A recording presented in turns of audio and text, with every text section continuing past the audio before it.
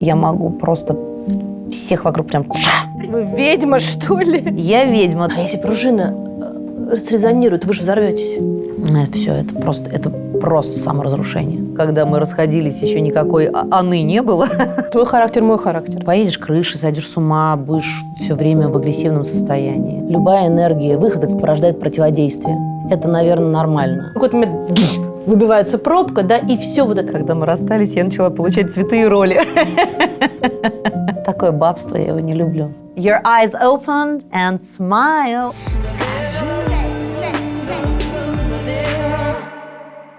Вы вообще к своей внешности относитесь трепетно? Нет. Я не люблю свою внешность. Я одна из редких артистов, которая в зеркало не смотрит на съемочной площадке. Почему? А в плейбэк? Плейбэк, да, но это не по лицу, не по операторским делам, это по актерским делам. Просто понятно, что когда интервью надо, накрасить. Я вообще мазаться сильно не люблю.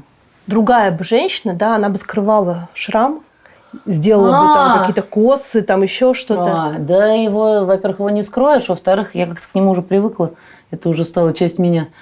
В кино мы замазываем немножко так, чуть-чуть иногда, чтобы совсем не лез там. На фотках иногда убираем, иногда нет, в зависимости от художника. Только трепетно отношусь, когда я поправляюсь, сразу немножко другая фактура начинается. Поэтому надо, держать себя в форме. Не люблю вот это вот. То есть лицо, тело – это рабочий инструмент, это не абсолютно. Какой-то предмет гордости, радости. Радости точно нет, гордости тоже. Наверное, только в том смысле, что из меня можно все что угодно сделать. У меня очень удобное лицо для грима, для кино. На нем оно как бы не конкретная пластика лица, поэтому можно рисовать все что угодно. То есть он такой круглый блин немножко. Нету какого-то точеного носа там, и так далее. Я рисую что угодно. Это очень удобно для профессии. Жестоко. Ура? А что жестоко-то? Почему по наоборот? отношению к себе жестоко.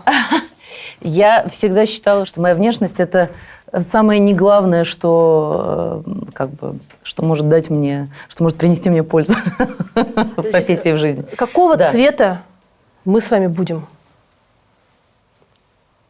Пыльно-розовый, пудра. Да. Однако. Вообще я серый больше всего люблю.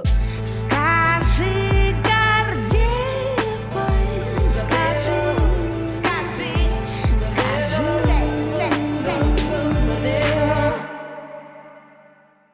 Я когда готовила, смотрела кучу ваших интервью, и поправьте меня, если я не права, у меня такое странное ощущение. Короче, вот до какого-то момента вы в интервью во всех все время улыбаетесь. Вы такое солнышко с ямочками. И вот как-то излучаете какое-то, не знаю, счастье, как в мультфильме про солнышко. А потом вдруг у вас появляется вот эта белая короткая стрижка, очень серьезное выражение лица, да, и вы как будто бы чуть ли не запрещаете себе улыбаться. Что случилось? Хороший вопрос. Во-первых, мне надоело улыбиться. Во-первых, мне надоело вот это, что все говорят: ой, у вас такие ямочки, давайте-ка вы улыбнитесь сейчас. Вот. Во-вторых, я повзрослела. Хотелось, наверное, себя как-то позиционировать по-другому. Внутренне или там в профессии, или как-то. Мне хотелось чуть-чуть сбить ощущение себя для, для людей, там, для окружающих, для медийного фона. Это было наверняка связано и с большим количеством лет работы с Костей, и с тем, что он из меня тоже растил другую артистку. Да? Конечно. Он видел меня всегда и видит под определенным углом, и это клево, и это требовало, особенно на такой долгосрочной работе, длиной в 10 лет почти, это требовало каких-то таких и внешних тоже изменений, поэтому я думаю, что это все вместе. Но потом, знаете, хорошо быть таким загадочным, не улыбающимся. Да. Это прикольно. То есть вы хотите выглядеть со стороны холодной, загадочной, очень отстраненной от всего, даже не женщиной, а почти андрогином. Угу. Вот, честно говоря, я не знаю, как я хочу выглядеть. Я хочу выглядеть по-разному. Я хочу выглядеть честной. Хотя это очень редко удается, потому что, ну, во-первых, потому что часто задают те вопросы, на которые я не хочу отвечать, и мне приходится, ну, как бы очень четко формулировать, да не то, что даже лукавить, а очень четко формулировать, чтобы вот это вот каждое слово не было использовано против тебя. И это очень сложный процесс, и это требует как бы, ну, такой мозговой работы. В-третьих, у меня как бы за последние годы ну, очень большая, очень увеличилась как бы концентрация всего того, что мне нужно там делать, знать, понимать, о чем думать. Поэтому я, когда даю интервью, мне потом не нравится, как я выгляжу, потому что я слишком, ну, все время в каком-то другом процессе. Вот. И я не очень люблю на публику как бы демонстрировать какие-то эмоции свои настоящие, особенно если касается каких-то очень личных вещей. Поэтому это тоже такой дает покерфейс. И, наверное, это не совсем правильно, потому что я смотрю, например, папины интервью, в которых он, ну, примерно про то же самое говорит, очень, очень честно и очень, ну, как бы по-настоящему, очень эмоционально. И мне это нравится, мне это кажется правильным, но я себе это не позволяю. То ли в силу характера, то ли в силу того, что мне это кажется неправильным. Ну, как бы я понимаю, что этого ждут, но я считаю это неправильным. А ждут чего? Чтобы вы, например, плакали? Ну да, и что плакала, чтобы эмоционировала. Чтобы жаловались. Чтобы жаловалась или наоборот, чтобы там упрекала или там не знаю что. Не знаю, чего ждут. Чтобы я была вот какая-то такой, какой ждут. Живая? Ну, не то, что живая, а вот как бы понятная. Угу. Понятная, типа, а что это она такая все время и непонятная, а значит, она какая-то там высокомерная, неприятная женщина. Так тоже часто говорят, но, наверное, это как раз складывается такое впечатление в силу того, что я очень держу дистанцию, особенно что касается медийного пространства. Ну, прям очень. Потому что это единственный способ, в моем случае, человека такого закрытого, это единственный способ сберечь себя. Просто, ну, не пускать и мало давать интервью и вообще. Мне это не нравится. Мне на сцену выходить иногда сложновато, потому что это требует огромного количества энергии. Она не всегда есть, и тогда ты начинаешь как бы себя заводить, вырабатывать из себя эту энергию, ну, а ее нет, она сейчас сконцентрирована там на другом, на мыслительном процессе, например. И это прям очень сложно. Вы мамина дочка или папина? Папина. С самого начала? Ну, да, хотя, конечно, мама всегда мной занималась больше, естественно, как любая мама, но внутренне я такая папина дочка, папа всегда был главный. 100%. Правда ли, что ваша мама была женщиной железной воли? Да. Правда. При внешней, да, хрустальности и все прочее, да. Я думаю, что это было связано с воспитанием. Бабушка Золя, мамина мама, достаточно была таким человеком жестким, поэтому мама всегда была ближе с отцом, с дед Витей, потому что он человек был с юмором, с иронией, мягкий, такой веселый, а баба Золя так строго воспитывала. Мама рассказывала, что она мало ела в детстве очень. И она могла часами сидеть над какой-нибудь яичницей, которую баба Золя сказала «есть», а мама не ела. И что она донашивала обувь за братом, ну, потому что денег не было. И у нее от этого такие пальцы на ногах были чуть поджатые всегда. И потом в какой-то момент она сказала, что да что ж такое, да уже купите мне какие-нибудь нормальные мои там кеды, не знаю, обувь. И родители напряглись, что-то купили, и ей потом всю жизнь было за это стыдно, что она их так попросила. Когда вы начинали становиться актрисой, с кем вы разговаривали больше, с мамой или с папой? С папой. Тоже с папой? Только с папой. Ну, во-первых, мамы рано не стало, практически сразу, как я начала входить в профессию, мама почти сразу не стала, поэтому все разговоры о профессии, конечно, были с папой. Часами, вечерами я уже засыпала вот так, лежа на диване, а папа вот так ходил, маячил, что-то мне рассказывал или разбирал что-то, или пересказывал мне книжку князя Волконского «Выразительный жест, выразительное слово». Прекрасную, действительно, книжку, которую когда-то он где-то стырил из библиотеки. 2 тома. 2 тома? То есть не один том унес, а 2 унес. Ее и сейчас, по-моему, довольно сложно найти, или ее, может быть, переиздали, но не знаю. Короче, она у нас есть. Вот, это действительно классная книжка. Это в копилку моего будущего там Тадаши Судзуки и Уилсона, вот эти все выразительный жест, то, что папа прививал во мне про большую сцену.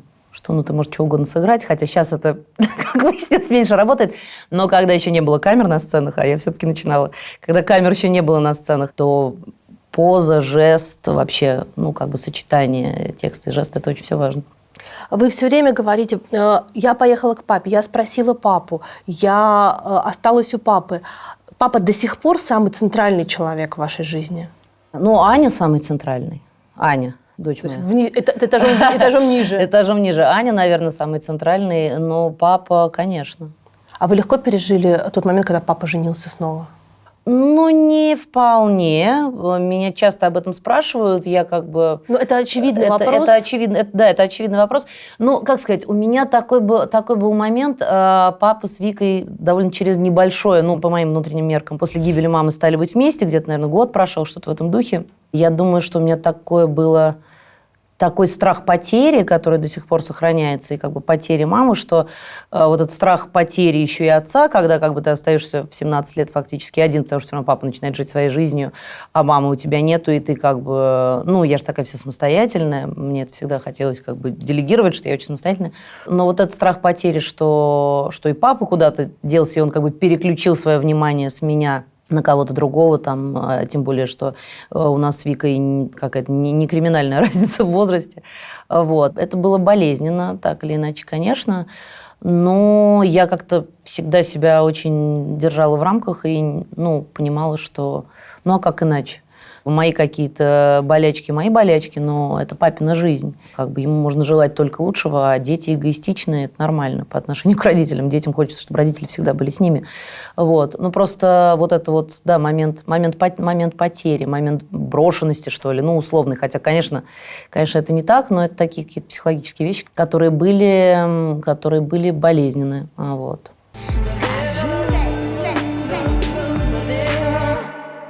Скандинавский дизайн захватил весь мир и проник во многие дома и квартиры. Мой дом не исключение. Вот эти две лампы, большая и маленькая, уже много лет путешествуют со мной из одной съемной квартиры в другую. Большая обычно стоит у нас возле обеденного стола. А маленькая – это моя настоящая подружка. Она стоит в спальне, и в этом году мы с ней вместе прочли уже 14 книжек. Одним из основателей скандинавского дизайна считается финн Алвар Аалто. В России он больше известен как выдающийся архитектор. Если вы не были в Выборге и не видели его библиотеку, очень рекомендую. Абсолютный эстетический восторг. Но на самом деле Алвар Аалто еще и очень-очень большой дизайнер. Его самые известные работы – это кресло Паймио и круглый штабелируемый табурет. Алвар Аалто работал в самых разных жанрах, вдохновляя своими работами будущие поколения. Если вас тоже вдохновляет дизайн, то онлайн-школа Contended – это прямой путь в него. В Contended большой выбор курсов по разным направлениям, от графического и моушн-дизайна до веб-дизайна и дизайна интерьеров. Школа рассчитана на тех, у кого нет профильного образования или опыта работы, но есть желание освоить дизайн и сделать его своей профессией. Все занятия строятся на актуальных и полезных знаниях от практикующих дизайнеров с мировым опытом, никакой воды. Вот так, например, выглядят проекты преподавателей школы. И еще одна важная деталь. По окончанию курса Contended поможет составить портфолио и найти работу, которая вам будет нравиться. По ссылке в описании все детали обучения в Contended. А по промокоду Гордеева 45% скидки на любой курс. Переходим, выбираем то, что вам нравится, и не боимся пробовать новое.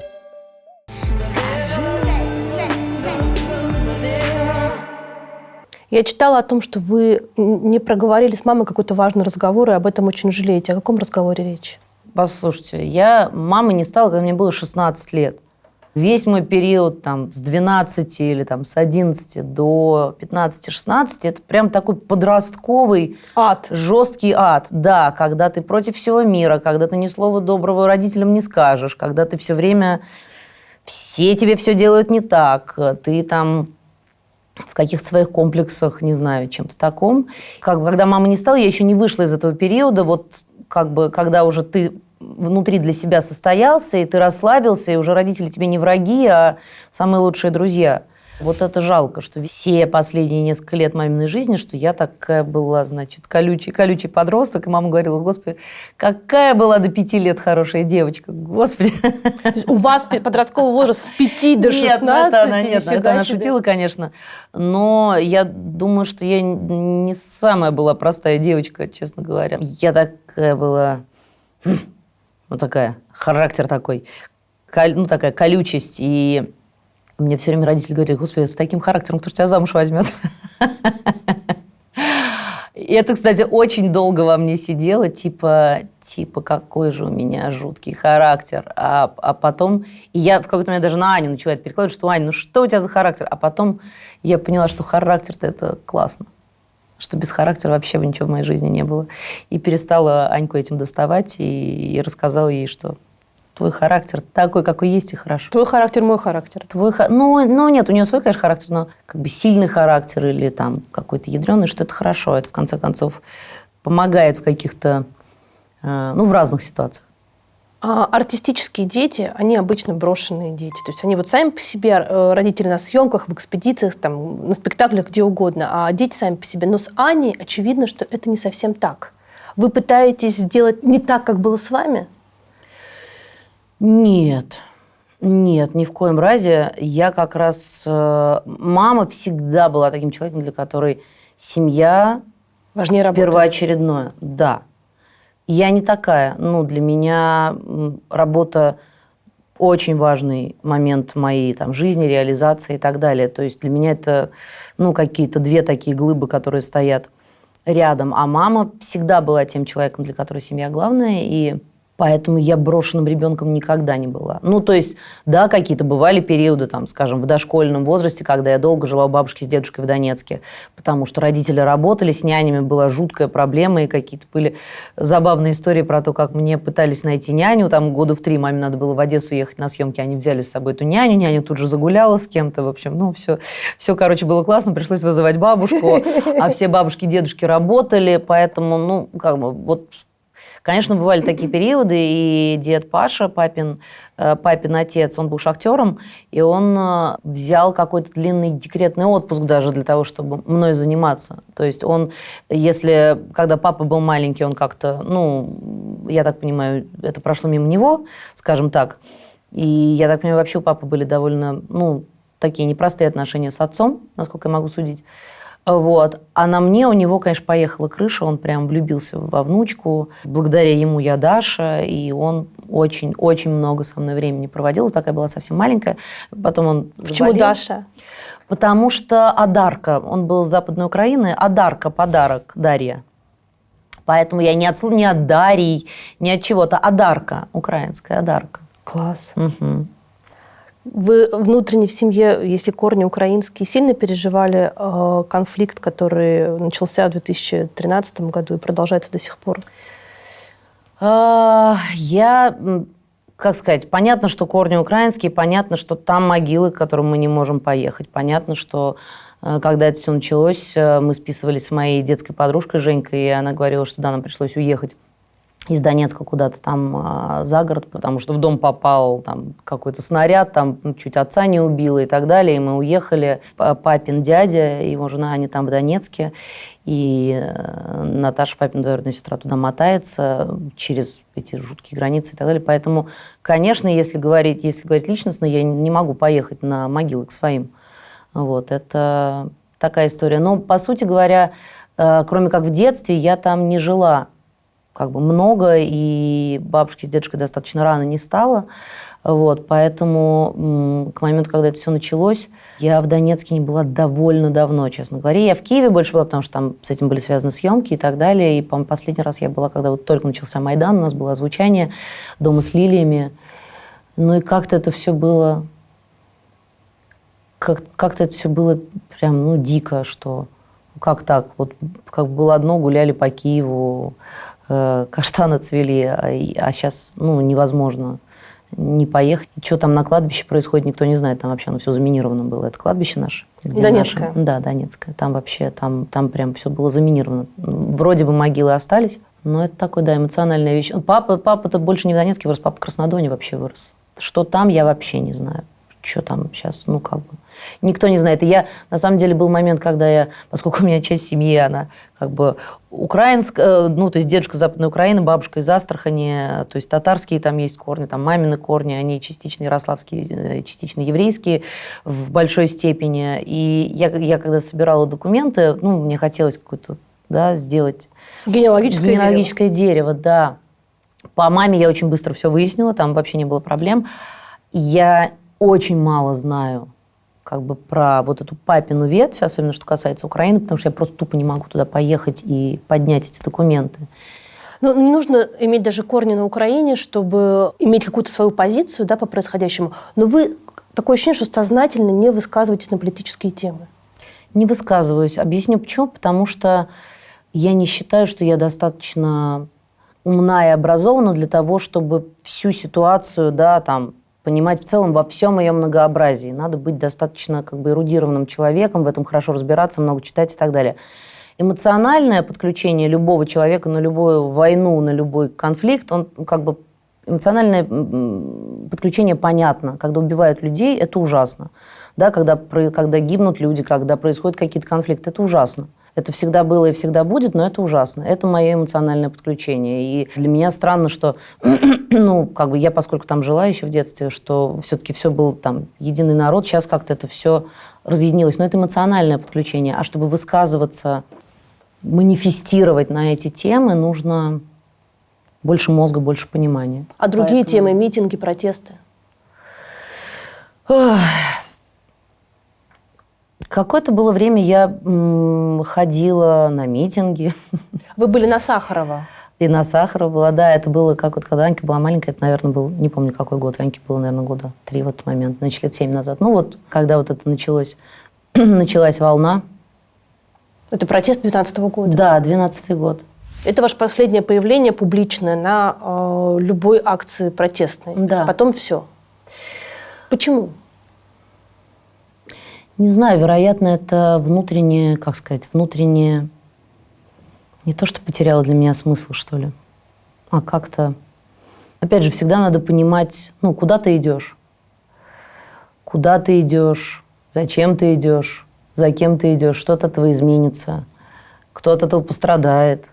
Я, наверное, человек как бы опасливый, я понимаю, что когда какая-то так или иначе очень острая ситуация, ну, эмоционально, политически, и весы все время ходят, и ты тогда занимаешь позицию наблюдателя. Ты понимаешь, что сейчас тот момент, когда нужно смотреть по сторонам.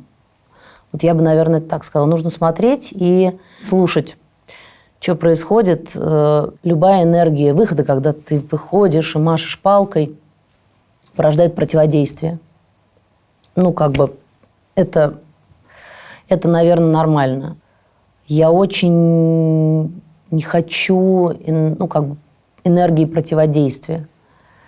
Мне кажется, что сейчас эта энергия противодействия может быть так велика, что она может смести там все и вся, мою семью в том числе, а мне бы этого не хотелось. Мне бы, конечно, хотелось жить в честном, свободном государстве. Мне бы хотелось, чтобы мой ребенок жил в идеальном мире. Но идеального мира не бывает. Поэтому я бы сказала, что я, наверное, сейчас в позиции наблюдателя.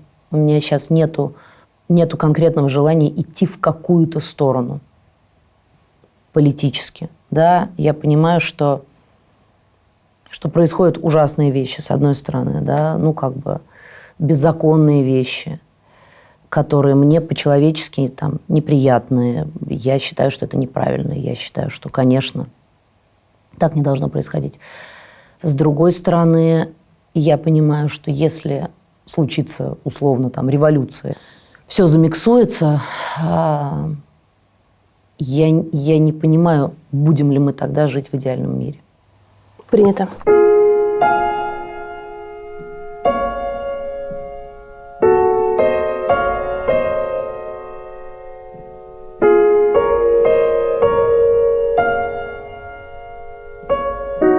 Всегда обсуждаем, что хорошо бы всем артистам вживить какой-то микрочип, не знаю, в пломбу или куда-то звук, чтобы вот этим вот не заниматься.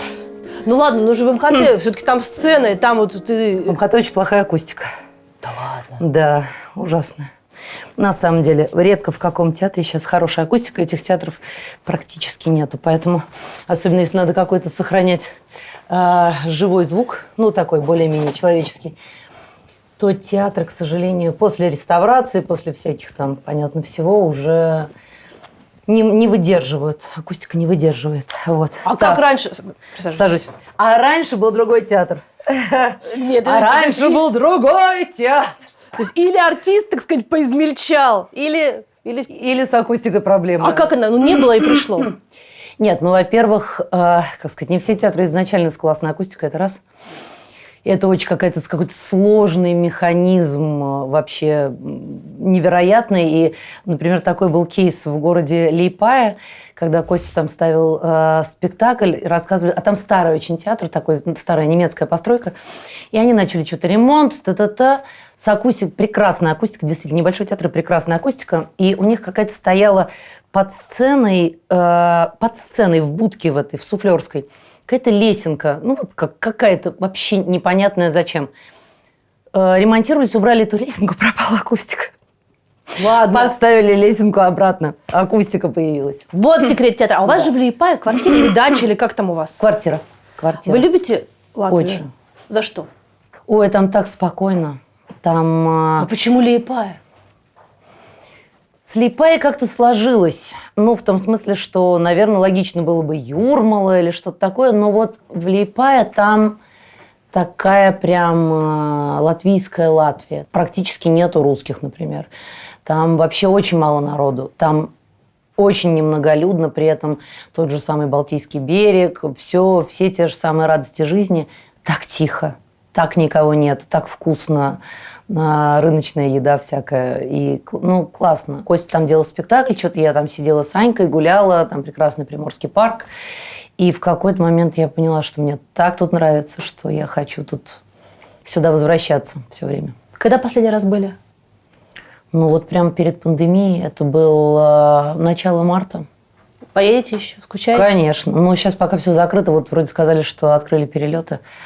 А на самом деле там полный локдаун. На самом деле не открыли. А на самом деле нет. Я звоню, говорят, нет, у нас чрезвычайное положение, и вообще все прям... Все закрыто. Слушайте, а как устроен поразительно русский человек?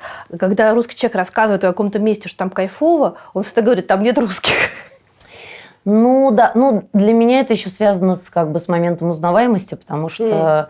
Хотя практически везде и там, конечно, тоже признают периодически, постоянно, но... Я как человек очень закрытый, такой прям, я терпеть не могу, когда вторгается в мое личное пространство. Меня это страшно бесит, травмирует. И вообще я такой социопат в определенном смысле. Поэтому вот чем меньше в меня людей тыкают пальцами, тем для меня лучше. И поэтому для меня отдых – это то пространство, где можно делать все, что ты хочешь. Можешь быть с любым выражением лица, не знаю, ходить, тыкать пальцами в красивые здания, можешь, не знаю, валяться на пляже, и к тебе не будут подходить и рассматривать тебя. Поэтому там в достаточной мере тихо для этого и пусто. У вас на аватарке в Инстаграме молодой Олег Павлович Табаков. Да. Причем я стала рассматривать эту фотографию. Может быть, это музыкой навеяла, но мне кажется, что вы вообще похожи. Да, похоже, смешно. Я тоже иногда об этом думала, да. А почему у вас молодой Табаков? Потому что Олег Павлович, это на самом деле такая большая очень тема, но Олег Павлович для меня очень какой-то главный человек в жизни, и в профессиональной, и в эмоциональной в какой-то степени. Это сложилось... Ну, во-первых, понятно, что Олег Павлович там, меня с студенческой скамьи на 2-м курсе, почему-то разглядев во мне, значит, что-то, хотя я тогда еще невозможно было ничего разглядеть, он взял меня на одну роль в театр, потом другую роль в театр, сначала в «Табакерку», потом в «Амхат», потом на большую сцену. И я за время студенчества я сыграла, наверное, десяток спектаклей уже, больших ролей главных, очень серьезных.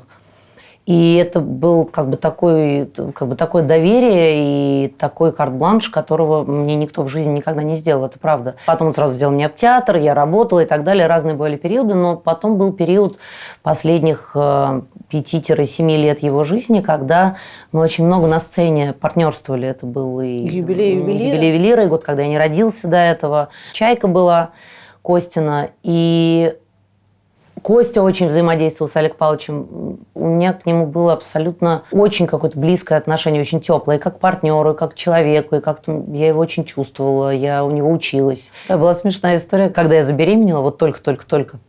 Аней. Ну, естественно, Аня. Аня у меня единственная беременность, единственная дочь. Вот, я забеременела, и у меня была угроза на очень раннем сроке. Мне надо было лечь на 2 месяца, просто лечь в кровати и лежать. Вот, то есть меня не клали в больницу, но мне надо было тупо лежать. А поскольку понятно, что все люди медийные, ну, как бы не хотелось, чтобы об этом узнали и так далее, мне надо было как-то лечь так, чтобы никто не понял, почему я не играю в театре спектакля. А я тогда еще и «Живи помни» играла, и вообще все на свете. Вот, я пришла к Олегу Павловичу и, в общем, сообщила ему об этой радостной новости, сказала: Олег Павлович, ну вот никому, ни Хенкина не сказала, вообще никому. То есть, как бы знал Костя, знала я, и даже папа еще мой, по-моему, в этот момент не знал. Я пришла к Павловичу, сказала: Олег Павлович, никому нельзя знать, но вот так и так мне 2 месяца нельзя играть в спектакле. Если все будет нормально, я потом выйду, еще там месяца 3 поиграю. Он сказал: да, ну хорошо. Отец-то кто? Я говорю, да вот Костя Богомолов. Он такой: интересно. Ну, хорошо. И надо отдать должное, он действительно никому не сказал. Больше того, в какой-то момент, когда уже чуть позже, когда уже примерно все догадывались, он вообще об этом забыл. То есть он так как бы принял актерскую задачу никому не говорить, что он вообще об этом забыл. Вот. И он сказал: а что у нас Мороз-то не играет? Они сказали: Олег Павлович, ну Мороз-то у нас, как бы, извините, он... Ну, в общем, да, это было забавно. Такая, наверное, еще какая-то близость была связана с тем, что, я его дочь фактически все время играла, и у нас было вот это наше, трио Наталья Максимовна Тинякова, Олег Павлович и я, и это было и в годе, когда я не родился, так, и они играли моих родителей. И в юбилей ювелира тоже такая была история, очень семейная, что ли, да, на 3 спектакль. И время репетиции было не самое простое время для Олега Павловича. Он тогда очень болел, и он выкарабкивался из болезни. И этот спектакль, на самом деле, его вытащил. Он признался в какой-то момент Косте, что этот спектакль меня просто вытащил. Он иногда так смотрел на сцене, когда что-то мы играем, а потом он останавливается. И так он на тебя смотрит, и в принципе, можно дальше ничего не делать. И это такие моменты как бы человеческого соприкосновения для меня они невероятные. Это какая-то такая, наверное, полуэмоциональная история, но тем не менее, это кроме уважения, благодарности, просто там эти 20 лет фактически в театре, которые для меня связаны, конечно, вообще весь театр. Вот мой период 20-летний в театре, там, с 19 лет и до нынешнего времени, он, конечно, связан с Олегом Павловичем. Только с ним, потому что этот театр жил вот как он хотел, с его энергией. Мы все поэтому заряжены этой энергией, 24 часа в сутки работать, тут все время кипела работа. И, конечно, когда его не стало, для меня этот театр умер. И я считаю, что нечестно было бы делать вид, что все точно так же. По отношению к нему нечестно. Он делал другой театр, который я люблю. Конечно, я обожаю эту сцену. Это моя родная сцена. Я на нее выхожу, у нее определенный запах. Такого запаха нет ни в одной другой сцене. Чем пахнет? Чем пахнет сцена МХТ имени Чехова? Пылью, наверное. Не знаю. Духами. Книпер Чеховой с медалью чайки на груди. Грустный очень. Она прям характер видно. Смотрит, публика дура. Типа того. Такой высокомерный, клево. Мне нравится такая энергия. Клево. А тут Олег Павлович, они с Олегом Николаевичем друг на друга поглядывают. Олег Павлович. Вот в Амадее я играла, и в юбилее ювелира я играла.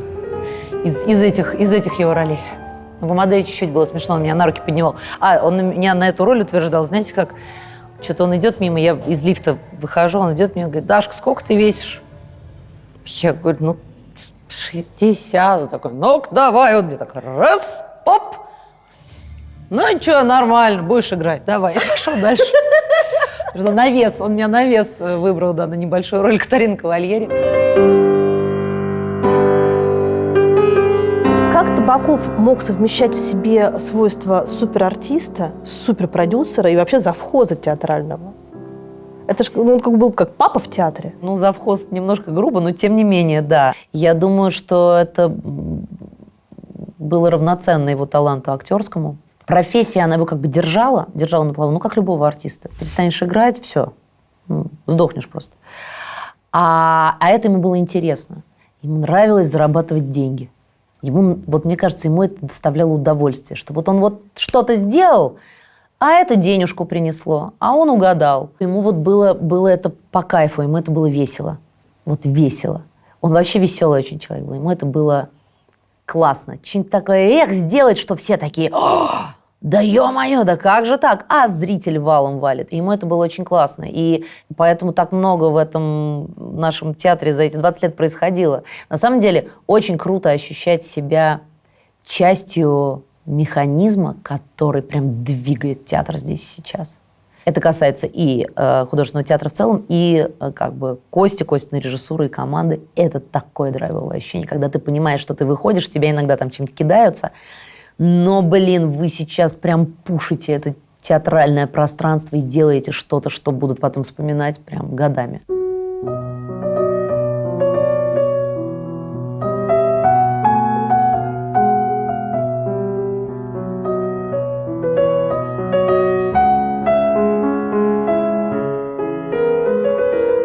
А Табаков откуда смотрел? Палыч смотрел вот отсюда, с написанных. Не видно ничего вам тут? Вот отсюда обычно смотрел. Со Станиславского.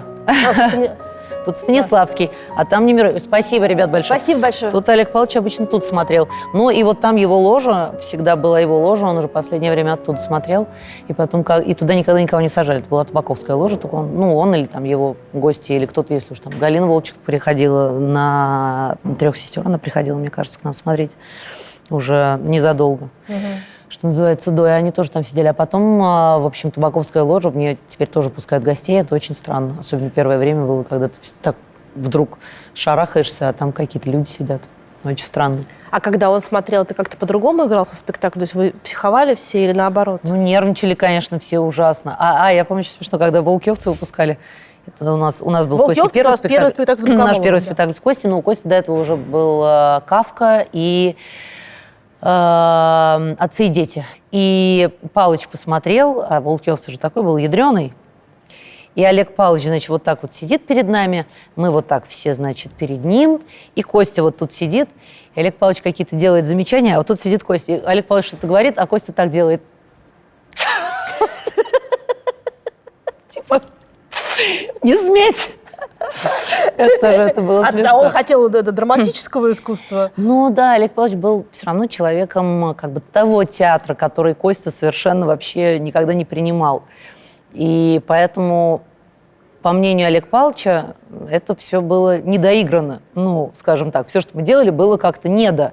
Надо было чуть больше. И это, конечно, тоже странная штука. Он, хотя вообще ничего не понимал в современном театре, у него было такое чутье на талантливых людей и на то, что будет успешно, что так или иначе... Ну, там, Серебренников, и Серебренников, и Богомолов, и Карбаускис, и Бутусов, и все, кто сейчас большие имена, они, в общем, отчасти начинали здесь.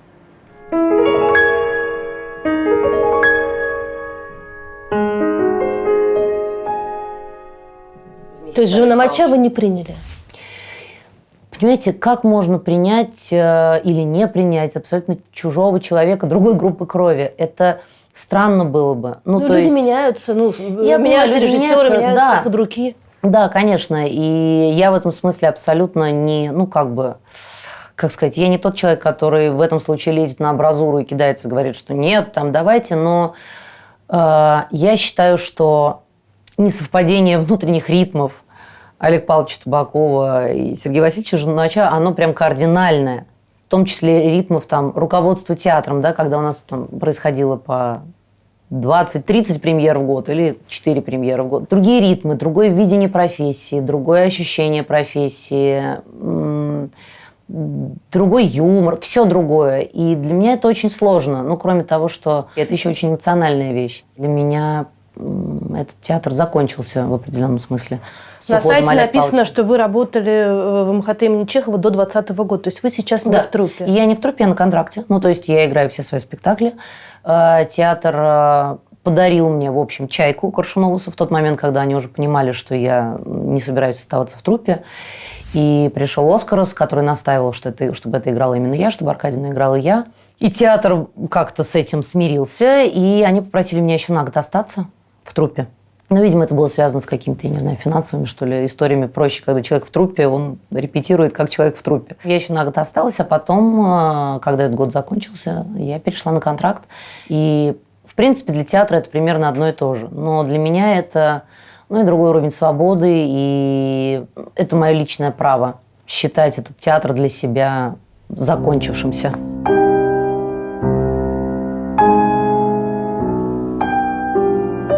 Так, ну что мы еще Так, а где кабинет? Кабинет Олега Павловича? Да. Он вот там, наверху, но я не знаю, туда можно или нет, и там уже вообще все другое.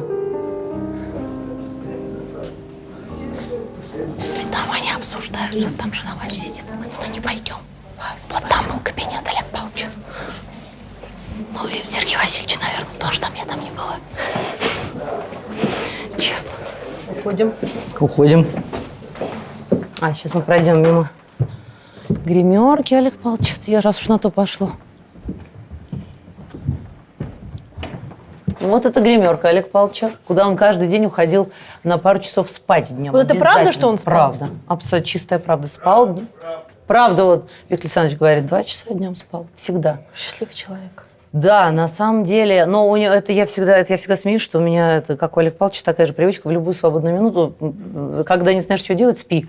Вот из этой серии, это киношная такая привычка отрубиться в любой момент, чтобы просто чуть передохнуть и... А вы так можете прямо? Аск в любом парике, грим, костюм. Как-то подкладываешь руку под шею, под голову, так, чтобы не отпечатывалось ничего, чтобы грим не попортить. И спишь. Или сидя. Класс. Почему Табаков не подготовил себе замену? О, это вообще, мне кажется, проблема всех больших худруков. Но уже в последний момент не успел. Просто не успел. Хотя готов был. Если бы, скажем, дальше театра отдали Косте, это была бы прямая преемственность. Такая возможность была разве? Была. Тогда была бы прямая преемственность. И тогда бы, я думаю, что вот это движение театра, этот ход театра, он бы не остановился. Ну и потому что Костя так много работал с Олегом Павловичем, он был в процессе не только создания собственных спектаклей, но и, в принципе, в процессе театра, в жизни театра он принимал огромнейшее участие. Тогда была бы преемственность. Это было бы круто, наверное. Ну, уже понятно, что этого не случилось, и у Кости сейчас свой театр, и здорово, и он его круто двигает. И он, хотя для меня был такой большой вопрос, как он сугубо творческий, творческий ум и человек, которому надо делать спектакли, потому что у него это круто получается, как он будет себя разрывать на части и руководить театром.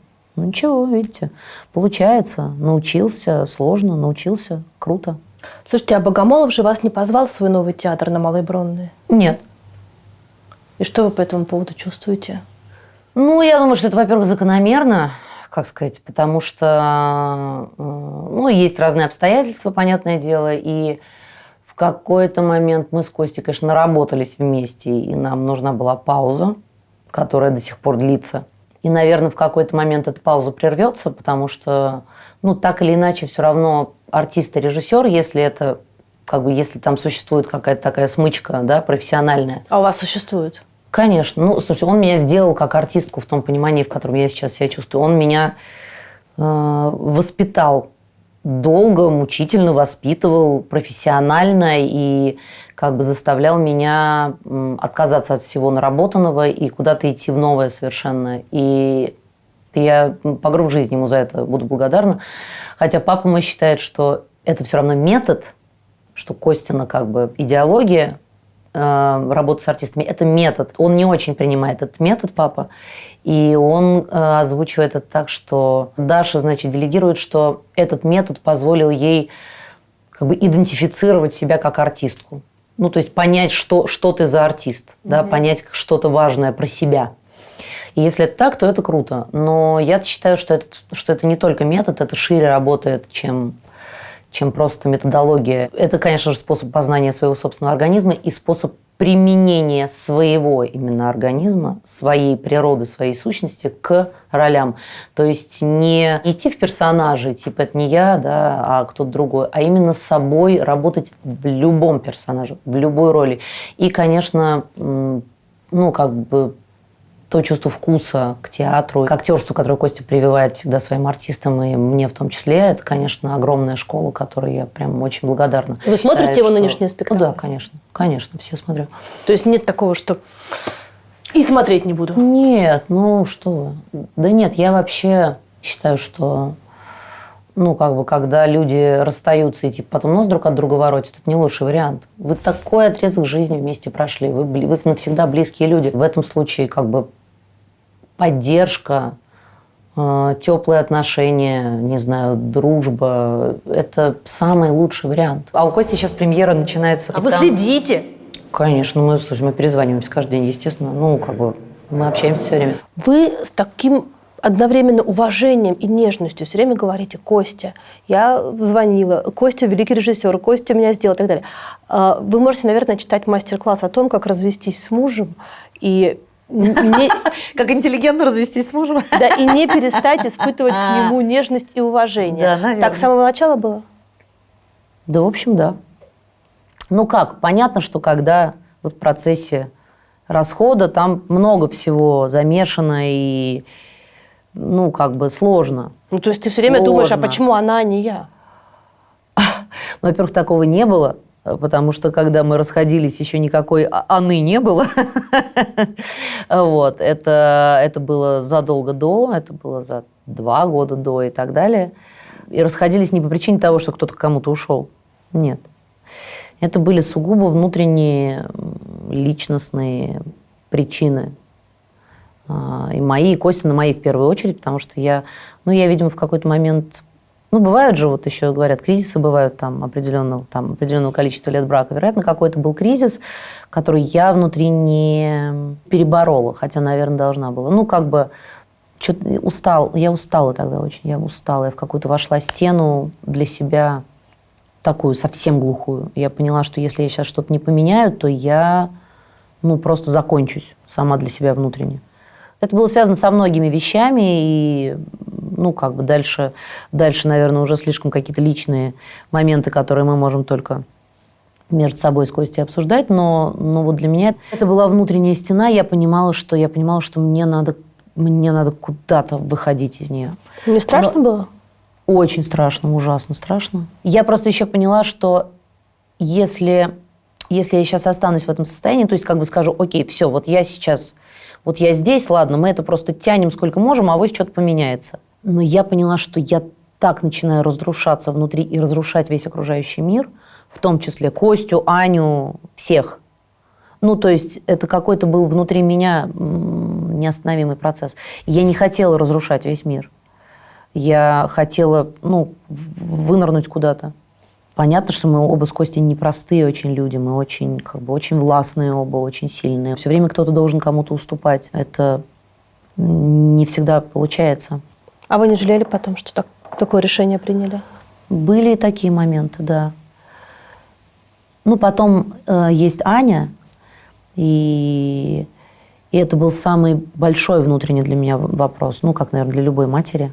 Как я могу с ней так поступить, да, взять и сказать, что, Ань, вот так и так, у тебя была семья вот так, а теперь тоже у тебя есть семья, но совершенно в других обстоятельствах.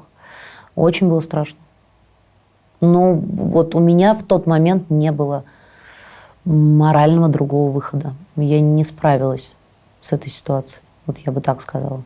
Не справилась.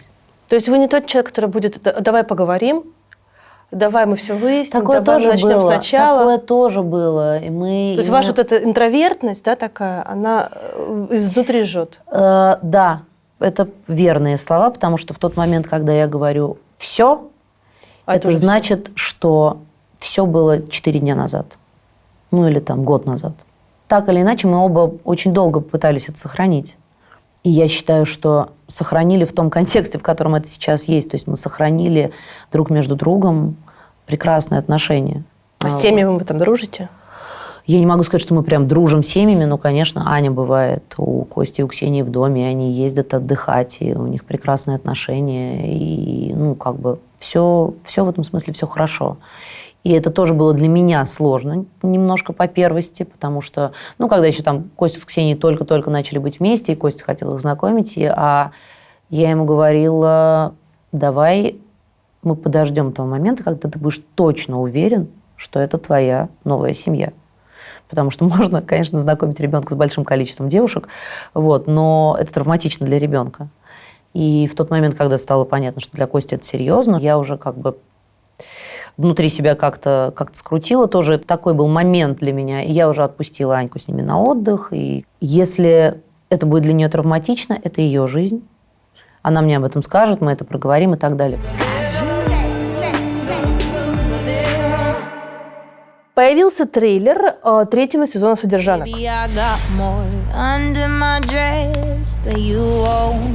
Позвольте представить куратора нашего будущего кластера.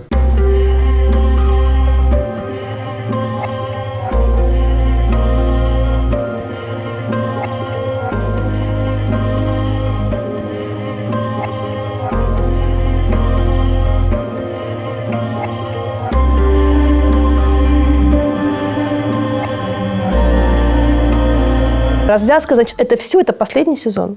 Развязка. Нет, завязка, действие, развязка. Посмотрим.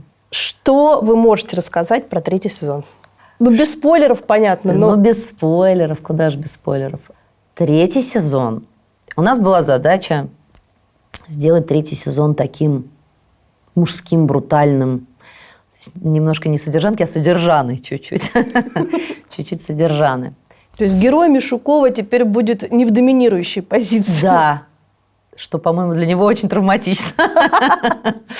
Мужской сезон, столкновение крупных интересов, бизнеса, чиновников, политики и так далее. Собственно, есть и какой-то там основывающий детективный, как детективный, условно-детективный, скажем так, бизнес-сюжет, и есть все остальное, то, что происходит, как развиваются наши герои, что с ними, кто женился, кто развелся, кто кого съел. Большая рыбка съест маленькую рыбку. Съест? В общем, такая история. Съест, но потом окажется, что друг без друга-то они все равно не могут. Это все один синтез морской флоры и фауны. У меня сложилось такое ощущение внутреннее, да, что «Содержанки» – это все-таки очень московская история.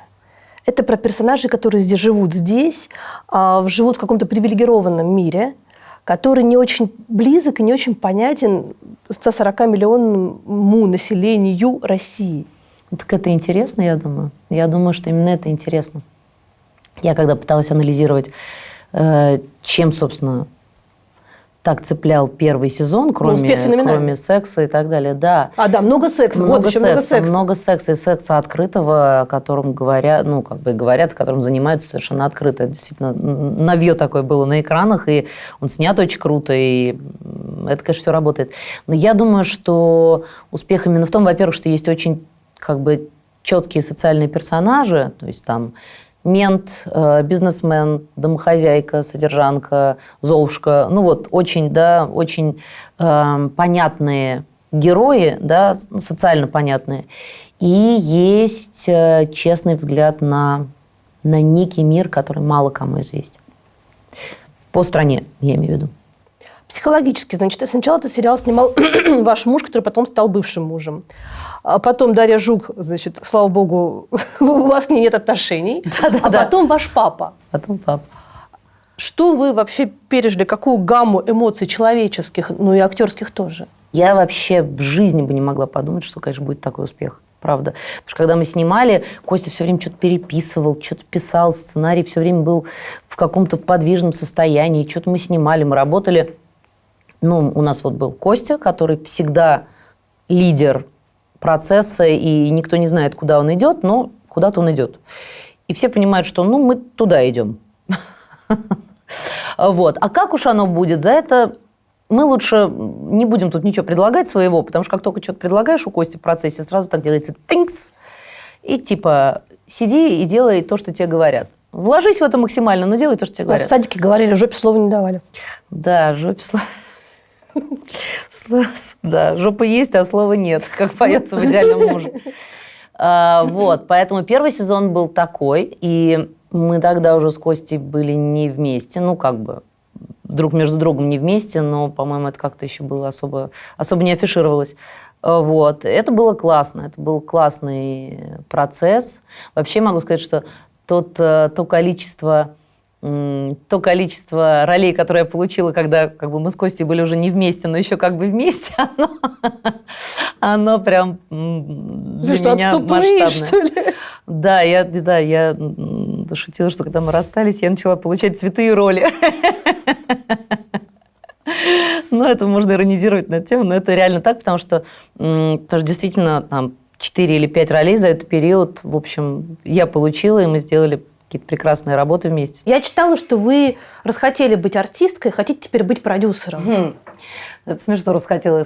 Не то, что я расхотела быть артисткой и хотела быть продюсером. Надоело. Да, надоело мне. Я просто работаю с 15 лет очень много. Да вы с младенчества в кадре. С младенчества в кадре, но всерьез работать я начала, конечно, там с 15 лет. И это огромный объем уже сделанного в профессии. Вот. И в какой-то момент, когда у тебя уже столько всего переиграно, ты с таким количеством хороших и нехороших режиссеров работал, у тебя такой опыт, у тебя такое количество ролей, театр, кино, там, не знаю, все что угодно. В какой-то момент, если у тебя есть мозг, тебе становится скучно. Ну, потому что, окей, куда идем? Ну, еще 25 ролей, ну, еще там чего-то. Встретить на пути суперкрутых режиссеров или там свою команду, это не так часто бывает. И тогда это интересно. А когда это становится бытовой, как бы такой историей, когда ты все время что-то делаешь одна роль, другая, третья, пятая, это дико скучно. Ну, просто пипец. Правда. У меня нету этой... Вернее, она есть, но не в этом ключе. Вот эта экзальтация актерская, когда вот еще хочу играть. Да убейте меня. Не хочу ради массы, не хочу. Я хочу делать это, заниматься своей профессией. Или потому что мне это действительно дико интересно. И меня, вот лично меня развивает. Это такой режиссер, такая команда или такой проект. Вот. Или лучше потратить время на ребенка, не знаю, на себя, на реализацию каких-то других проектов. И поэтому вся история с продюсированием, она когда-то возникла во мне, ну, как страховка.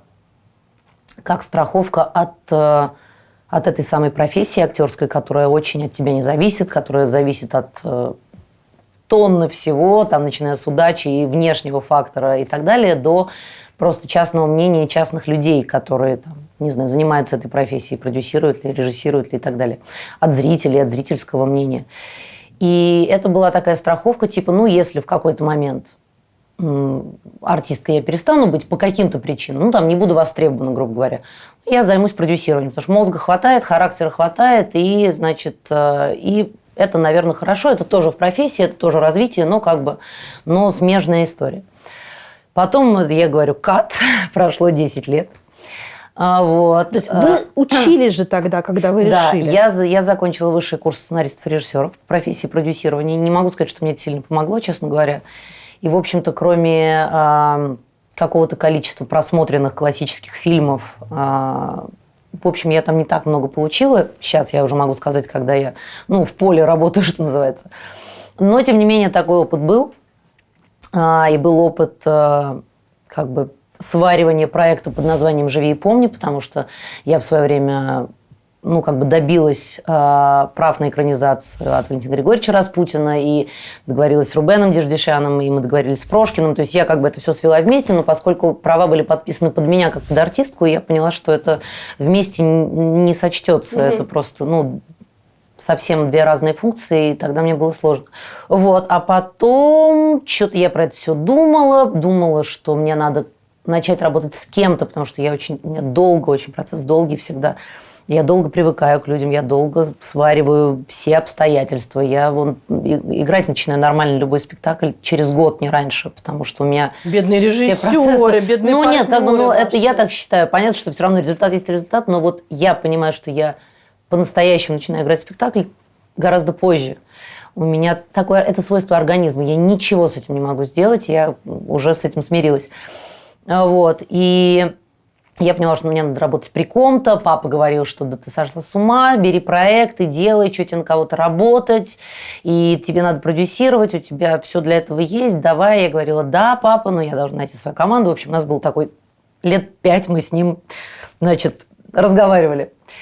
А потом случились, первые содержанки, и после первых стало понятно, что Костя вторые снимать не может. Почему? Потому что у него другой проект начался уже к этому моменту, и он не ожидал, что будет второй сезон. Он был шоураннером проекта, он все равно вел проект, работал со сценарием и так далее.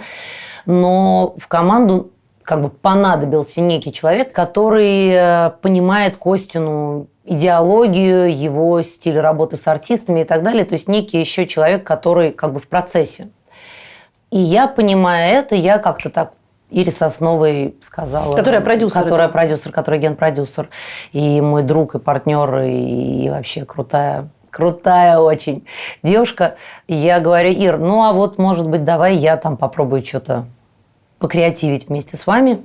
И Ира каким-то волшебным образом,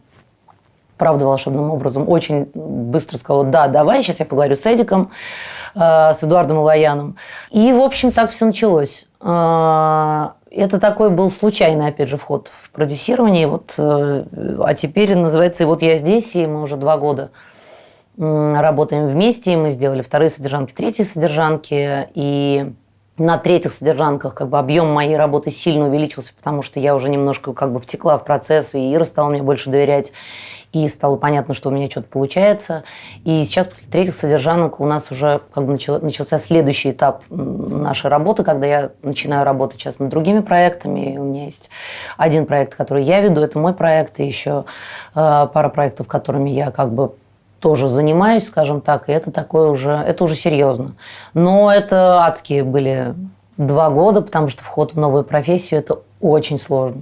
А чья была идея, что папа будет? Учитывая то, что вы продюсер, вы, знаете, как принималось решение. На самом деле, это была идея Иры Сосновой. Я как-то думала об этом. То есть она фактически сняла меня с языка, но я еще думала над тем, эгоистично, насколько мне легко или сложно будет работать с отцом в контексте и актрисы, и продюсирующей стороны. Это действительно было в итоге очень непросто. Это же не первая киноработа ваша совместная с папой. Киноработа совместная не первая, но в таком объеме мы не работали очень много лет, в таком актерском объеме моем.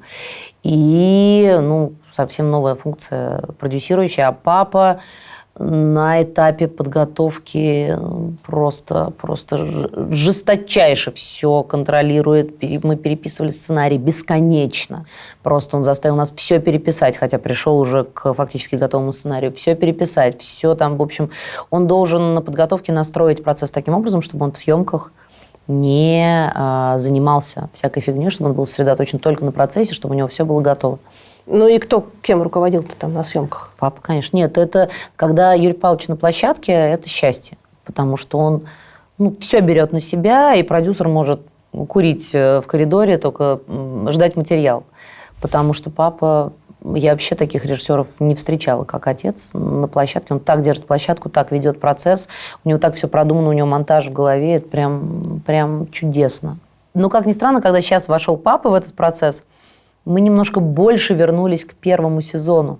И стилистически, и по холодности какой-то, да, такой внешнеобразный. Мне это нравится. Папа как-то очень точно уловил это, хотя он, не могу сказать, что принимает то, что делает Костя. То есть он... Каких, у них отношений 2 режиссера у вас с 2 сторон?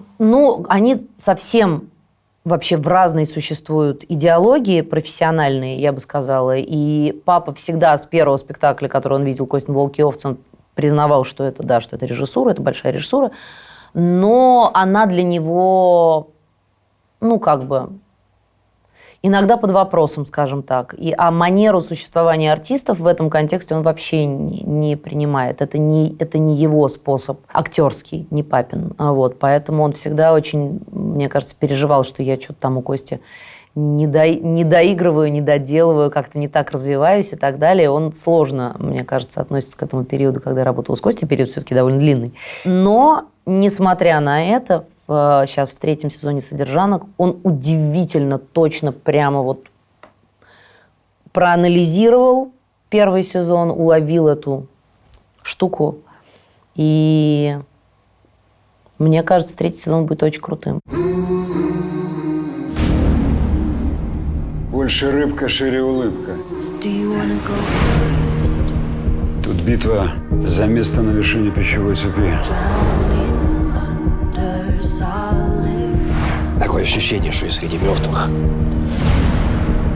Не терпится вернуть свое.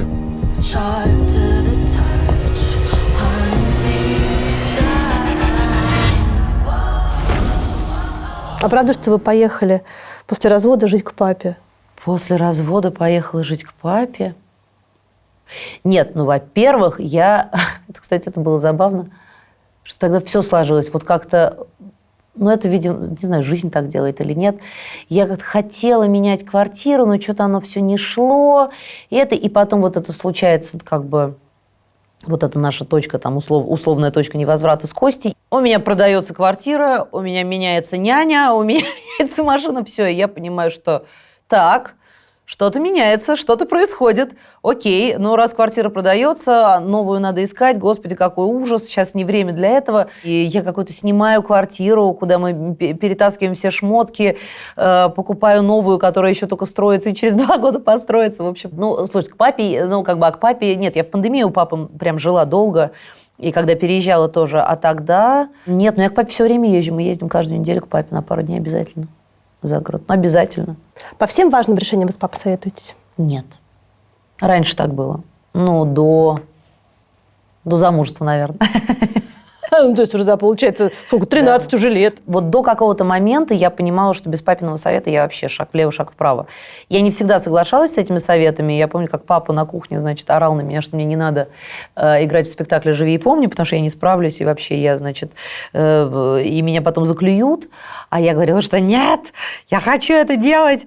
И Олег Павлович, кстати, тоже говорил, что я маленькая очень, не надо мне это играть. Оба потом извинились публично. Да! Да. Это да. Олег Павлович дал мне потом премию своего имени и сказал, что я вот был неправ. А папа за меня получал чайку. Я где-то на гастролях была, папа получал чайку и тоже сказал, я вот должен извиниться, был неправ. И я до какого-то момента с папой всегда советовалась по любому поводу, понимала, что я прям очень не самостоятельная. Потом я стала советоваться с Костей, а сейчас я сама советуюсь с самой собой. Слушайте, а вот продюсер Мороз с артисткой Мороз, они как ведут переговоры? Вы можете себя с роли снять? Ой, конечно, с удовольствием. Мне вообще гораздо больше нравится по ту сторону камеры. Я это называю. Да? Да, это интересней. Как вы в артистки пошли, не понимаю, если вам нравится по ту сторону камеры?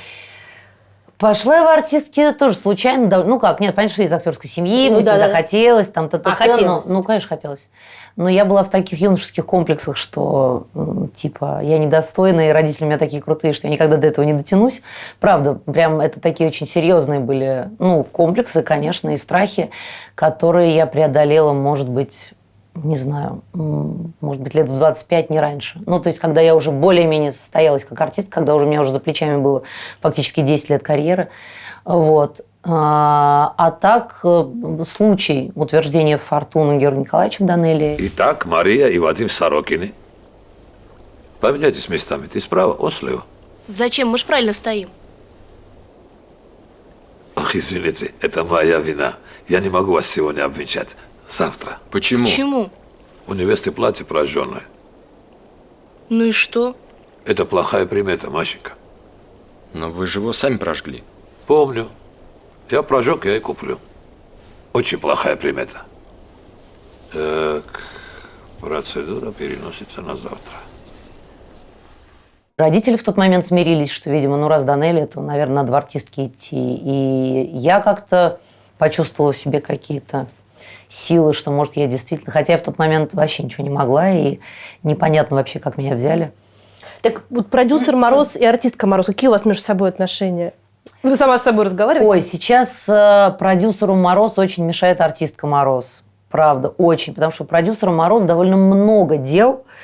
И это в основном писанина, это как бы, ну, рождение идей, договоренность с авторами, это работа ежедневная над проектом, какие-то, не знаю, там монтаж, не монтаж, какие-то бытовые проблемы на площадке. И это огромный объем работы. И он требует большой степени концентрации, большого количества времени, больших промежутков, когда ты что-то написал, потом ты ходишь, думаешь, потом ты опять что-то написал. А в этот момент артистке Мороз нужно сниматься, играть в спектакли, ездить куда-нибудь на гастроли, и это все дико отвлекает. Ну, просто дико отвлекает. И поэтому сейчас у меня такой как бы... Вы сами себя бесите? Я сама себя бешу, да. Ну как, не бешу, мне не хватает времени. Не хватает времени, которое отнимает у меня актерская профессия. А актерская профессия – это то, что у меня есть, то, что у меня в руках. А продюсирование – то, что я только начала, и как бы у меня масса возникает идей, и мне там нужно прям раскручивать эти жернова, вот, а времени не всегда хватает. А если вот сейчас вас спросить, выбери одно? Продюсирование, конечно. 100%. Хотя я прекрасно понимаю, что меня из этой профессии, из актерской никто не отпустит. Понятно, что... Что же не отпустит? Вы говорите нет и все? Я говорю нет и все, понятно, но, как знаете, как есть же какие-то обязательства перед миром, перед Вселенной, которые ты должен выполнять. Если тебе это дано, это нечестно сказать, нет, извините, я тут, простите, мне что-то это не хочется, это нечестно. Тебе это дано, у тебя есть талант, возможности, работоспособность, тебе кинули удачу, закинули в это во все, у тебя все клево. И взять и просто не делать этого, это нечестно. Я просто пытаюсь трансформировать это, поскольку мне стало скучновато в этой профессии, я пытаюсь трансформировать это в такое же взаимодействие, только с более глобальной стороны. Ну, то есть со стороны идей изначальных. Не такая, знаете, такая немножко функция Бога в пространстве кинематографа, когда ты изначально придумываешь, ты тот, кто задумал это все, и ты дальше рулишь так, как тебе кажется правильным. Это дико интересно. И если у тебя есть ресурс эти идеи из себя продуцировать, это дико интересно. Это то, что меня сейчас, правда, больше всего заводит, наверное. Вы одна из тех немногочисленных счастливиц в нашей стране, кому удалось поработать с Уилсоном. Да. В сказках Пушкина вы играете, ну ладно, ткачиху, значит, повариха, вы играете царя Додона. Царя Додона. Это что такое вообще? Ой, это история про Боба, это такая история моей свершившейся мечты, потому что я мечтала с ним работать. С ним любой артист мечтает, конечно. Нет, правда, нет, конечно. Ну, как он великий режиссер. Великий режиссер, но очень специфический режиссер. Если посмотреть его работу, это очень-очень специфическая вещь. Я, как любитель немецкого театра и театра кабуки, это все, когда это все соединяется воедино в Уилсоне, это очень крутая штука, это визуально очень круто, и просто как опыт это очень круто. Это просто прям была моя мечта. И я фактически обманным способом попала на кастинг. Это как? Потому что не всех брали на кастинг. Но в Театре нации нету труппы как таковой, но все равно есть пул артистов, которые работают в театре. И, конечно, у меня тогда очень была большая занятость в художественном театре, еще Олег Павлович был жив, у меня было 15-17 спектаклей в месяц. Это очень много. Это очень много. И понятно, что такую занятую артистку в спектакле, где 20 человек, и надо собирать каждый раз на спектакле, брать просто никакого смысла нету. В общем, как-то там Костя мне помог, на самом деле. Костя мне помог. Каким-то образом меня, запихнули на этот кастинг. Боб меня отобрал вместе с прочими.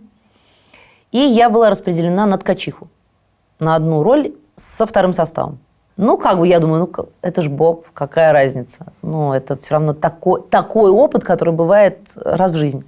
Потом у нас был первый блок двухнедельной репетиции, когда сначала приехали его команда, нас учили ходить, как у Боба. Это как?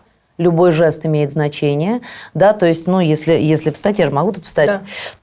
3/4 к залу, ты все время должен быть развернут к залу. Даже если ты прыгаешь, то ты прыгаешь к залу. Даже если ты при этом ходишь, у тебя все время голова к залу.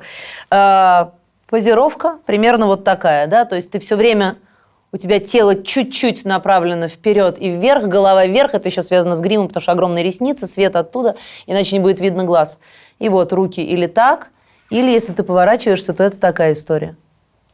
Your eyes opened and smile. Прощай, поясница. Я так Да, сказала. у меня есть это там гениальная вещь, когда у меня ткачиха, она вот так вот все время немножко существует, и она все время чуть вот такая. И когда мы танцуем рэп, я еще все время делаю сейчас как-то я делаю, сейчас вот у меня так еще пальчики делают, я делаю вот такую штуку, когда поясница совсем хана. Я делаю это долго. И мне в какой-то момент Гурген, который с нами работал с голосами, с вокалом, он говорит: господи, как ты поясницу-то не ломаешь на этом, на всем. Да, этому нас учили, потом приехал Боб. Ну и потом там, знаете как, там же все выстроено на счет. 1 вышел, 2 поднял голову, 3 ручка, 4 улыбка, 5 ха-ха-ха, 6 улыбка ушла, 7 ручка ушла сюда. Это все цифры. Это все вот завязано с музыкой, со счетом и так далее. Это достаточно сложная математическая система.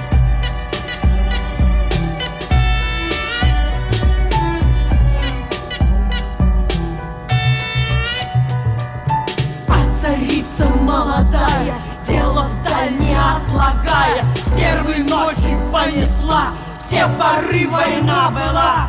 Салтан с женой простяся, на добра коня садяся, ей наказывал себя, поберечь его любя. Вот мы 10 дней, значит, поучились ходить, как надо Бобу и так далее. Дальше приехал Боб, а он был после операции, он поэтому задержался, плохо себя чувствовал. Вот, он на нас дня 3 посмотрел, и после этого он перетасовал распределение, и я получила ткачиху, медведицу и царя Додона. Это вот абсолютно поговорка. Заработала. Дай палец, откусит руку. Да. Но потому что я на самом деле, я когда-то работала с Тадаши Судзуки на его тренинге. Нас когда-то почему-то, это какой-то был тоже странный вещь, театральная конфедерация отправила какое-то количество артистов молодых из разных театров к Тадаши Судзуки в его деревню Тогу в Японию на 2 недели его эксклюзивного тренинга. Почему?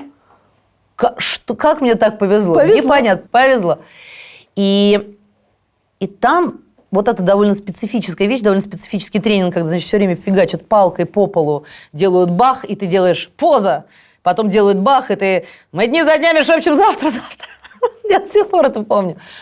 Вот. Это очень такая странная штука, нацеленная на концентрацию энергии, на ее выплеск, на какую-то очень физиологическая такая какая-то история.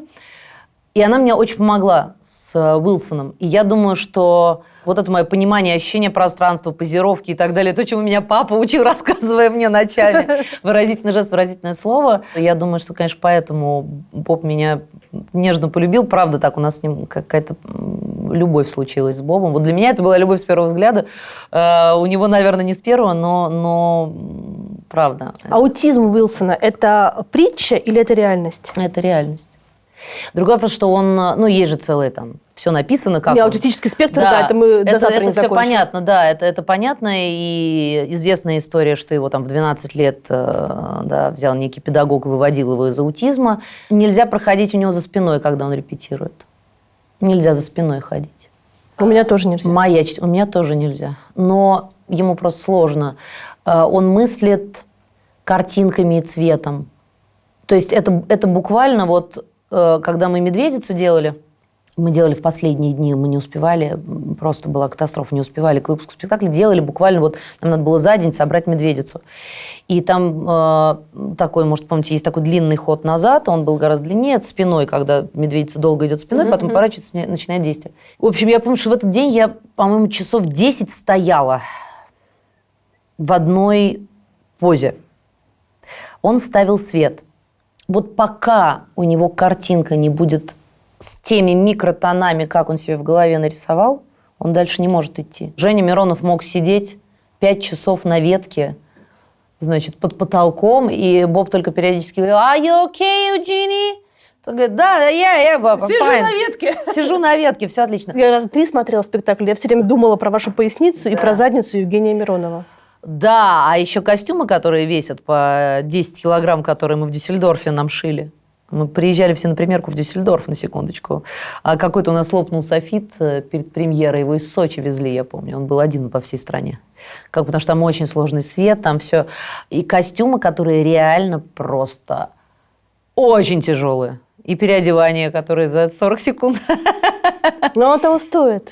Нет, оно того стоит абсолютно. Если бы у меня когда-нибудь еще была возможность поработать с Бобом, я бы просто на край света поехала, ну, честно. Потому что это один из самых интересных, грандиозных опытов и один из самых интересных людей в моей жизни. Ой, это было смешно. Когда первый у нас был репетиционный блок, и что-то там он просил, чтобы то ли свет, что ли, был, то ли чтобы реквизит какой-то был.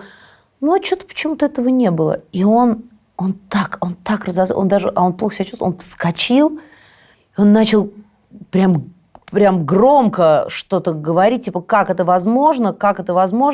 Я помню, я так к нему рванулась, а он так на меня зырк, и я прям остановилась. А мне хотелось его как-то, значит, поддержать, да.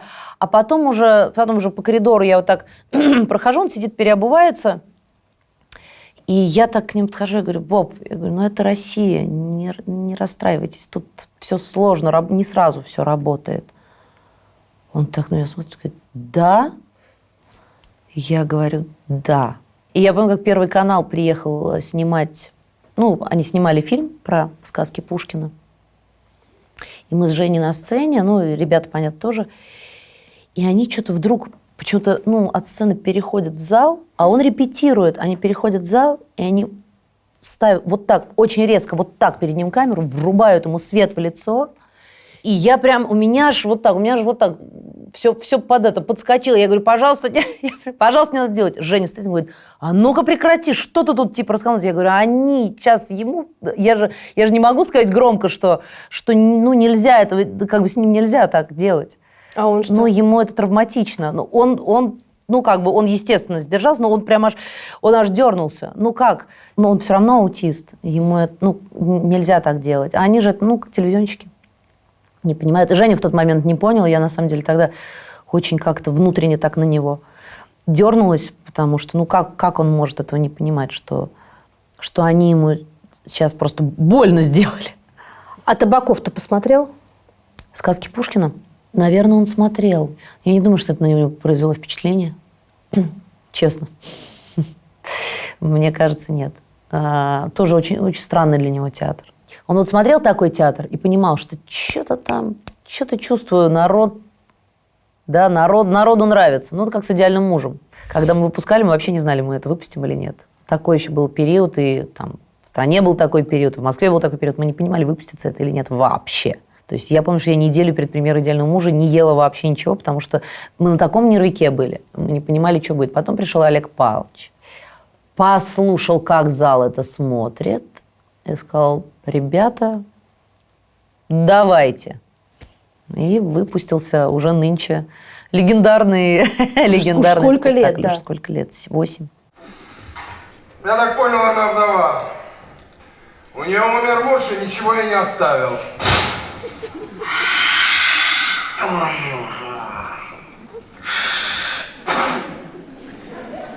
Я просто хотел ей помочь, войти в ее тяжелое положение. Ты же знаешь, какое у меня доброе сердце. За всю жизнь ты не дал никому ни копеечки, просто так, даже нищей бабушке на паперти. Так, все, мне пора. Поговорим вечером. Меня ждут министр нефтянки, министр газиков, министр всяких внутренних делишек, директор нашей с тобой безопасности. И я не могу задерживать компанию таких реальных пацанов.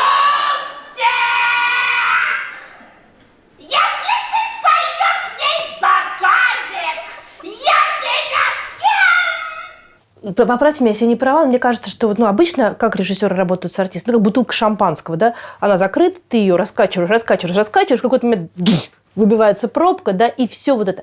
Метод Богомолова, на мой взгляд, это другой. То есть вот у тебя бутылка шампанского, а ты эту пробку еще изолентой прикрутил, еще, значит, там чем-нибудь замуровал, и оно там уже просто все готово взорваться, и, возможно, в какой-то момент взорвется прям вся сама бутылка. И мне кажется, что это должно действовать абсолютно разрушительно на психику человека, который под этот метод подпадает. Но, скажем, не совсем так, но близко. Я имею в виду по поводу бутылки. Костя в репетициях заставляет ведь очень разное делать. От каких-то адских проявлений до минимизации до нуля. И вот этот накопленный репетиционный опыт, когда тебя туда кинули, сюда, сюда, а потом сказали, а вот теперь мы эту бутылку заматываем, и вот все вот это вот, оно вот у тебя здесь, в этой залепленной бутылке. Капец. И у тебя энергия это, остается знание, энергия, а при этом внешне ты можешь сильно не проявляться. И это очень круто. И очень тяжело. Нет. Это наоборот то, что позволяет тебе как бы качать зрителя минимальными средствами. Когда ты такой,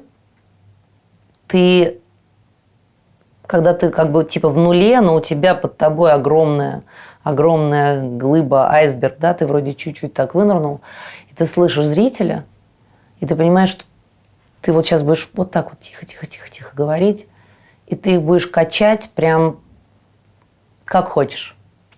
Это крутая история. И тогда ты – это ты, потому что любой человек – это та самая глыба под внешней некой оболочкой, а там все что угодно. И это позволяет тебе не тратить лишнюю энергию. А если пружина срезонирует, вы же взорветесь. Ну, мы же не сумасшедшие.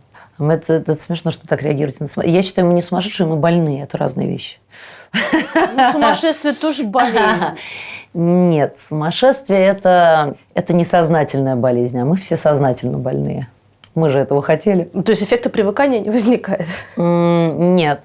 А вот интересно, да, что при всей такой своей, с одной стороны, панцире, да, вы чувствуете настолько чужую боль. Да, но я вообще, это моя основная проблема. Понятно, что все так или иначе творческие люди медиумичны в определенной степени, нас этому учат, но у меня в этом самая большая проблема. Я слишком чувствительна к пространству, к энергиям. Это очень сложно.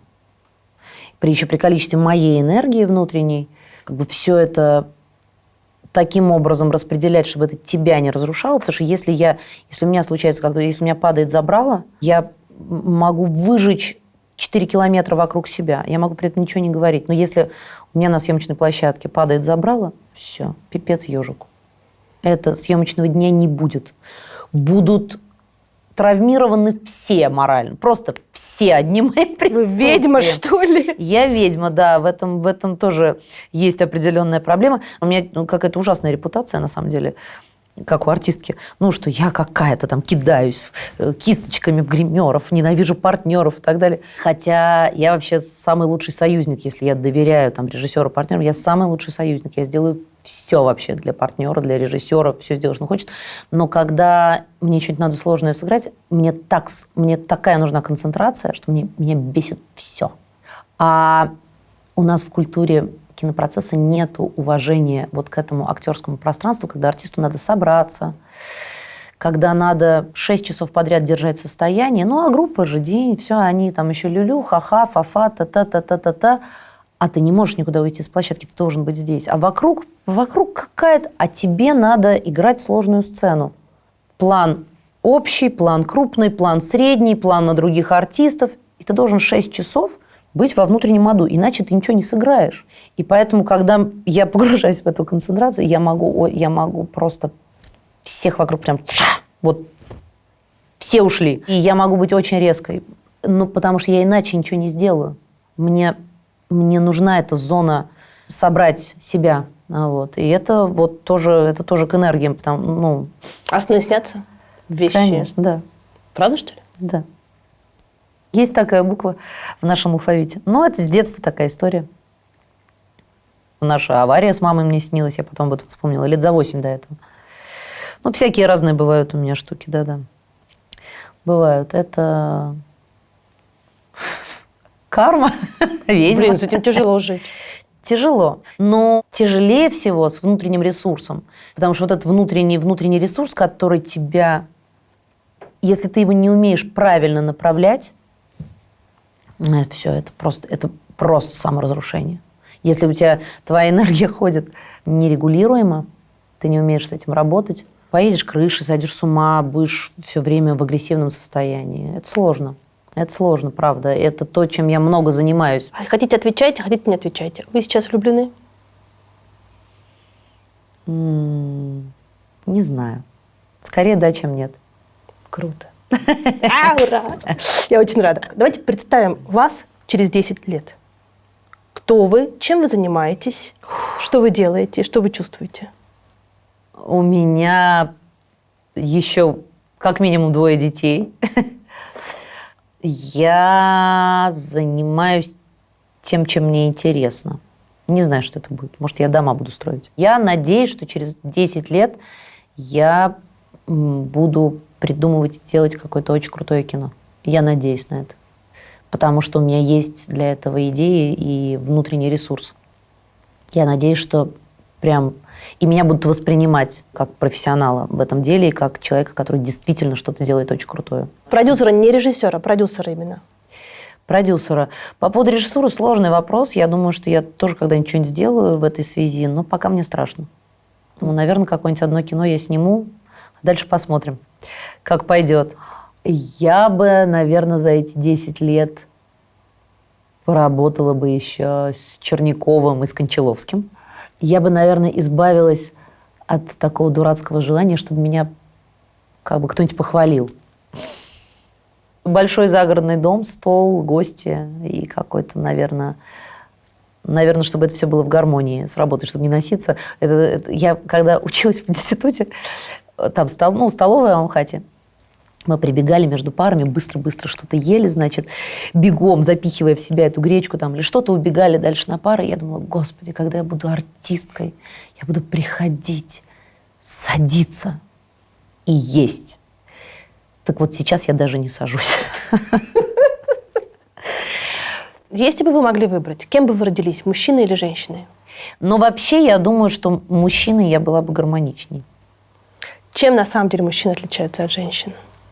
У них все конкретнее и прямолинейнее в голове. У женщин очень много подводных камней, рефлексии, вот это все. Вроде все как бы понятно, но мы же как-то все так сложно. Такое бабство, я его не люблю. Могла ли бы Россия быть женщиной-президентом? Конечно. А если бы вы были, что бы вы изменили? Вот первые 3 указа. Ой, я думаю, что я бы сначала схватилась за голову и сказала, господи, господи. Я смотрела интервью Чулпана, она сказала очень крутую вещь, я тоже все время об этом думаю. Настоящее признание того, что твой оппонент имеет право быть с тобой не согласен, это очень круто. Вот это для меня условная свобода слова, свобода проявлений, когда, ну да, я думаю так, ты думаешь иначе. Но надо же вот так? Ну нет, я думаю иначе. И вот действительное признание свободы слова, выражения, это, наверное, было бы важно. Потом я бы, конечно, что-нибудь прям по образованию и по медицине, наверное, надо было бы. С образования и с медицины надо было бы начинать. Согласна? Да. Я в вашем уже предупредном штабе, да. Но я бы никогда не пошла в президенты. Так все говорят. А потом идут? Да, у нас место занято. Вот. Понимаете? А вот неизвестно, а вот вы бы, что бы вы делали? Вот сядь вы на президентское кресло, вам было бы легко? Там занят. Вы даже об этом не думаете, Я зря. Свобода или безопасность? Безопасность. Стабильность или свобода? Свобода. Милосердие или справедливость? Справедливость. И милосердие. Ну, как бы оно для меня неразрывно. Карьера или семья? Как это не цинично звучит, но карьера. Принято. Всё. Спасибо. Спасибо.